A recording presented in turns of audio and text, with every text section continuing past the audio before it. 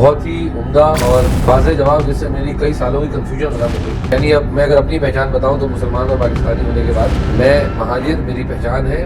یہ نہ ہو کہ اگر کوئی آدمی کسی شادی کی تقریب میں بھی نعرہ الطاف لگا دے، کہا صاحب لندن والا، MQM لندن والا کر کے گرفتار کر کے اسے جیل بھیج دے. یہ نہیں ہونا چاہیے. جی خالد صاحب، ابھی گفتگو میں آپ نے کہا کہ الطاف حسین تاحال ملزم ہے اور الزامات کی زد میں ہے، ایسا ہی ہے؟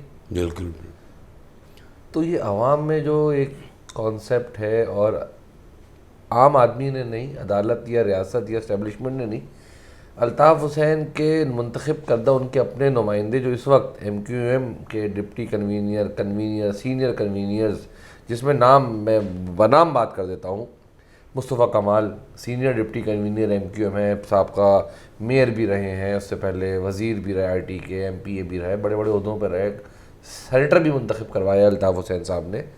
انہوں نے ایک الزامات کی بارش اس انداز سے کی ہے کہ وہ مطلب ثابت کر کے ہی اٹھے ہیں پریس کانفرنس میں. اس کے بعد بھی بہت سے لوگ ایسے ہیں جنہوں نے مجبوراً منہ نہیں کھولا. تو اس وقت وہ MQM کہاں کھڑی ہے؟ یہ MQM اگر وہی ہے، وہ MQM وہی ہے.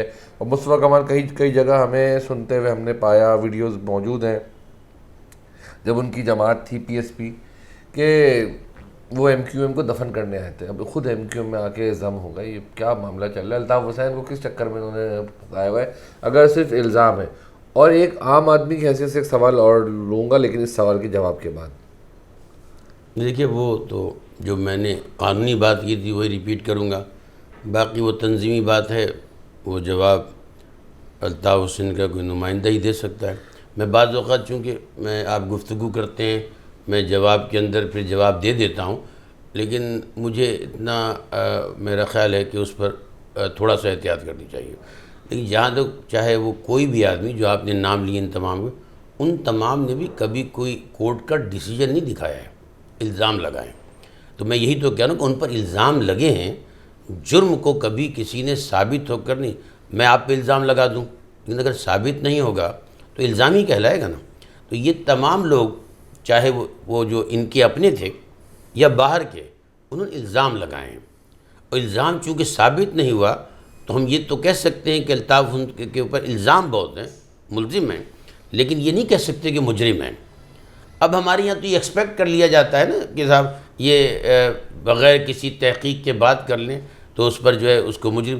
تو پھر جب نواز شریف پہلی دفعہ وزیر اعظم بنے تو اس کے بعد بھی ان پر بہت سے الزامات تھے، پھر وہ کیسے دوبارہ وزیر اعظم بن گئے؟ ابھی عمران خان نہیں بنے تھے تب بھی ان پہ الزامات تھے، بن گئے تو بیگم پہ بہت الزامات ہیں کہ انہوں نے بھی یہ کیا اور تھرو انگت کیا. تو کیا مطلب ہے کہ ان سب چیزوں کو مان لیا جائے اور مان کر یہ کہہ دیا جائے کہ صاحب یہ اس قابل نہیں کہ ان پر پابندی لگا دی جائے؟ نہیں.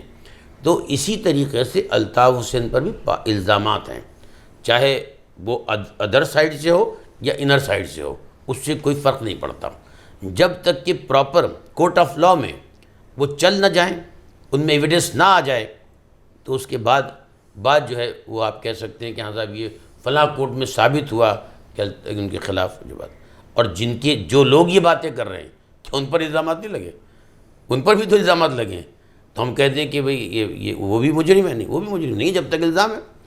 تو میں سمجھتا ہوں کہ ویسے تو MQM نے جو ہے ایک بہت الطاف حسین کو بہت ایک قداور شخصیت بنایا تھا. الطاف حسین کی قد جیسا شخص میں نے تو ابھی اپنی زندگی میں نہیں دیکھا تھا، حالانکہ میں مخالف رہا ہوں، لیکن ان کا قد بہرحال بہت زیادہ سیاست کے اندر ایک جو ہے وہ بنا. تو جن لوگوں نے ان کا قد بنایا تھا اور پھر انہوں نے جن لوگوں کی ان کے ذریعے جو لوگ بنے تھے، میں سمجھتا ہوں ان کو احتیاط کرنا چاہیے اخلاقی طور پر بھی. اور دیکھیں نا، GM سید میں کئی جماعتیں بن گئیں، لیکن GM سید پہ تنقید نہیں کرتا کوئی. نہیں ہے صحیح. پختونوں کے اندر کئی NP بہت سی NP بن گئی، تنقید نہیں کرتا کوئی. باچا خان پہ ٹھیک ہے. اسی طریقے سے الطاف حسین کا جتنا قد ہے، اس قد کی شخصیت کو ان جیسی شخصیت کو زیب نہیں دینا تھا. میں اپنی طرف سے بات کر رہا ہوں، میں بھی وہ حالانکہ میرا ان کی شخصیت بنانے میں یا بگاڑنے میں میرا کوئی کردار نہیں ہے، لیکن میں اس لیے کہہ رہا ہوں کہ میں نے اس دور میں سیاست کی ہے. میں نے بھی 1984 سے سیاست کی تھی اور اب تک جو ہے وہ سیاست کر رہا ہوں. لیکن جیسے اس ابھی میں نے 20 سال بعد مسلم لیگ نون کو چھوڑا، اس سے پہلے میں خود جو ہے وہ مہاجر اتحاد تحریک کا چیئرمین تھا. تو لیکن اس کا یہ قطعی مطلب نہیں ہے کہ جو شخص خود اپنی محنتوں سے اور اپنے لوگوں کو منظم کر کے اس کو کیا حمایت حاصل تھی ابتدائی دور میں، اس نے محنت کی، اس کے بعد اس نے ایک حمایت حاصل کی اور ایک قدآور شخصیت بنا، اور آپ سب اس کو بنانے میں لگے. تو اب یہ مناسب نہیں لگتا کہ غیر ضروری طور پر آپ جو ہے وہ الطاف حسین کی شخصیت کے ساتھ چھیڑ چھاڑ کریں. یہ مناسب میں اس لیے کہہ رہا ہوں کہ میں نے جی ایم سید کی مثال دی، میں آپ کو جو ہے وہ قوم پرستوں کی بات کر رہا ہوں، وہاں ان میں بھی تنظیم بنی، وہ نہیں کر اخلاق کا بھی تقاضا ہے اور آداب کا بھی تقاضا ہے. اور رہا سوال یہ کہ آپ کہیں نہیں ایسا ہے ویسا ہے، تو بھائی ایسا سب پہ الزام ہے. پھر آپ سب اپنے آپ کو سرنڈر کیجئے اور اپنے جرم کو قبول کر لیجئے، اور پھر اس کے بعد جب سزا کاٹ کے آئیے پھر بات کیجئے، اس سے پہلے بات کیجئے. اچھا، یہاں پہ ایک چھوٹی سی بات کی اور وضاحت لینا چاہوں گا. میں نے کہا تھا اس سوال سے منسلک اگلا سوال بھی میں لوں گا کہ الطاف حسین صاحب پہ الزام ہے کہ انہوں نے لسانیت کو فروغ دے دیا اور مہاجر ایک نئی شکل دے دی، جو کہ لوگ جن کو پاکستانی بننا چاہیے تھا. پنجاب میں بھی ہندوستان سے لوگوں نے مائیگریٹ کیا، بلوچستان بھی گئے، خیبر پختونخوا بھی یقیناً گئے ہوں گے. صرف جو سندھ میں آ گئے ان کو الطاف حسین نے مہاجر بنا دیا، اور مہاجر لفظ کو سندھ میں وہ جگہ نہیں مل سکی، یا مہاجر ہونا ہی نہیں چاہیے تھا، ہم سب پاکستانی بن کے رہتے. یہ کیا معاملہ ہے؟ بڑا کنفیوزنگ معاملہ ہے. اور آج تک ہم جب پاکستانی بننے کے لیے آگے بڑھتے ہیں تو ہمیں مہاجر سمجھا جاتا ہے، جب ہم مہاجر بنتے ہیں تو ہم پہ لسانیت کے الزام لگا دیے جاتے ہیں. اس چیز کا مسئلے کا حل کیا ہے؟ کچھ سمجھ آتا ہے؟ دیکھیے، اگر سارے لوگ پاکستانی کہلائیں تو پھر ہمیں پنجابی پٹھان بلوچی اور سندھی کہنے کی کوئی ضرورت نہیں محسوس ہو. اس پاکستان کے اندر لوگوں نے اپنے آپ کو پنجابی، پٹھان، سندھی، بلوچی بھی کہا، اور پھر جب بلوچی کہا، سندھی کہا، اور کتابوں میں کہیں تحریر کیا گیا، چاہے سندھ کی جو دانشور لکھا کرتے تھے، تو مہاجروں کو کبھی انہوں نے سندھی نہیں لکھا. وہ کہتے تھے کہ اسٹیل مل میں اتنے سندھی ہیں، وہ کہتے تھے حبیب بینک میں اتنے سندھی ہیں، انہوں مہاجروں کو نہیں گنتے تھے. تو جب نہیں گنتے تھے تو آہستہ آہستہ یہ جو ہے مہاجر شناخت جو ہے وہ خود بخود ابھر کر آئی. پہلی بات تو میں کلیئر کر دوں، میں مہاجر کو قوم نہیں سمجھتا، شناخت سمجھتا ہوں، کیونکہ میری قوم میں ہوں، میں خود مہاجر ہوں، اور میری قوم جو ہے وہ تو میں پٹھان ہوں. میرے آباء و اجداد 400 سال پہلے، بلکہ اب تو 500 سال گزر گئے، جو ہے وہ افغانستان سے انڈیا آئے تھے. اسی طرح ہم میں صدیقی ہیں، اور ہم میں یوسف زئی ہیں، ہم میں جو ہیں وہ کیا نام ہے قریشیز ہیں. تو ایسی ہماری وہ شناختیں بھی ہیں، جس طرح سندھیوں میں جو ہے وہ سندھی اور بلوچوں میں تالپور بھی ہیں، لغاری بھی ہیں، کمار بھی ہیں، تو وہ سومرو بھی ہیں. تو یہ ان کی قومیتیں ہیں، ان کی شناخت جو ہے وہ کہ سندھی ہے. میں سمجھتا ہوں کہ جو ابتدان اگر ہم سب ایک تھے، مثال کے طور پر سندھ میں کوئی دیہی اور شہری کا فرق نہیں تھا، کوئی مہاجر سندھی کا فرق نہیں تھا، تو پھر کوٹا سسٹم کا بھی نہیں ہونا چاہیے تھا. اگر ہم میں کوئی فرق نہیں تھا تو پھر یہ دو لسانی صوبہ ماننے کی تجویز تو بھٹو صاحب کے دور میں ہوئی. اس وقت کیا ضرورت تھی؟ پھر دو لسانی صوبہ کیوں کہا گیا اس کو؟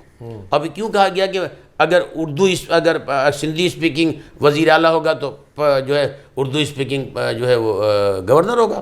کیا ضرورت تھی؟ یہ بھی ضرورت نہیں تھی. تو اب اگر یہ کہا جائے اس مرحلے پر کہ صاحب آپ اپنے آپ کو مہاجر، اب اس میں مہاجر کا لفظ استعمال ہوتے ہوئے اب 40 سال کا عرصہ گزر گیا، تقریباً 40 سال کا. اس میں 30 سال الیکشنوں میں جو ہے وہ الطاف حسین صاحب نے بھی مہاجر نام پر حصہ لیا اور الیکشن جیتے. لیکن اب کہا جائے کہ نہیں آپ اپنی شناخت کو بدل دو، بدلا نہیں جا سکتا. اب یہ بدلا نہیں، ہاں یہ ہو سکتا ہے کہ ہم سب پہلے مسلمان، پھر پاکستانی، اور پھر اس کے بعد سندھی، اور پھر مہاجر بن جائیں، ایک الگ بات ہے. لیکن یہ نہیں ہو سکتا کہ آپ ہم سے کوئی کہے کہ یار آپ جو ہے اپنے آپ کو مہاجر نہ کہلائیں. کیوں نہیں کہلائیں؟ اگر آپ سندھی بن کے پاکستانی ہو سکتے ہو، پنجاب میں پنجابی ہو کے پاکستانی ہو سکتے ہیں، تو میں مہاجر ہو کے پاکستانی کیسے نہیں ہو سکتا؟ یہاں یہ واضح ہے کہ مہاجر کوئی قوم نہیں، ایک شناخت ہے جو کہ الطاف حسین نے دی. وہ دیکھیے الطاف حسین نے فائنل ٹچ کہہ سکتے ہیں، فائنل ٹچ ہوتا ہے نا بلڈنگ کا، اس لیے کہ اس سے بابا بشیر بھی پہلے یہ بات کرتے تھے، اس سے محمود اللہ عثمانی بھی بات کرتے تھے، پھر پھر جو ہے 78 میں سلیم وہ انہوں نے بھی بات کی، پھر جو ہے اور لوگوں نے بھی یہ آواز اٹھائی، ڈاکٹر سلیم حیدری بعد میں لگے، آفاق احمد بھی کہہ رہے ہیں۔ اب آفاق احمد اس بات کو کر رہے ہیں کہ میں نے آفاق احمد سے پوچھا کہ بھئی آپ کی جو آپ کو کیا کبھی کوئی موقع ملا کہ کہا گیا ہو کہ آپ بھی متحدہ بنا لیں؟ انہوں نے کہا مجھے کہا گیا لیکن میں نے لفظ مہاجر نہیں چھوڑا، انہوں نے کہا میں نے لفظ مہاجر نہیں چھوڑا۔ اور الطاف حسین یا ان سے منسلک جتنی لوگ کتنی متحدہ بنا لیں، کامیابی تو مہاجری لفظ سے ہوئی نا یا کہیں اور سے ہو رہی ہے؟ اگر یہ ٹھیک ہے کہ ہمیں متحدہ بنا کے ہم نے پاکستان کی سیاست کی، کیا نواز شریف پنجاب کا لیڈر نہیں ہے؟ کیا اس وقت آصف علی زرداری سندھ کی حد تک محدود نہیں ہو گئے ہیں؟ تو آج کل ہو سکتا ہے وہ پنجاب میں آ جائیں، ہو سکتا ہے سرحد میں ہو جائیں، بولے اچھی بات ہے۔ تو آج الطاف حسین اگر یہاں پر ہے اور یہاں پر ایک سندھ کے اندر، کل پنجاب میں بھی ہو سکتے ہیں اور کل وہ بلوچستان بھی ہو سکتے ہیں۔ تو ایسا کہنا کہ نہیں ہم اگر باقی پنجابی بن کر پاکستانی بن جائے تو، لیکن آپ مہاجر بن کر نہیں ہو جائے، یہ تو غیر ضروری بات ہے۔ اس شناخت کے ساتھ ہی اب زندہ ہیں اور اس شناخت سے ہی لوگ مرنے کے لیے تیار ہیں۔ اور ہاں لیکن کسی سے تصادم نہیں چاہتے ہم، یہ نہیں دیکھیں میں ایک بات جملہ اگر میں یہ عرض کر دوں کہ اپنی قوم کو مجتمع کر کے یا اپنی شناخت کو مجتمع کر کے اس کے سماجی، اقتصادی، معاشی اور تعلیمی مسائل کو حل کرنا آپ کی ذمہ داری ہو سکتی ہے، لیکن قومی سیاسی کردار بھی آپ کی ذمہ داری ہے۔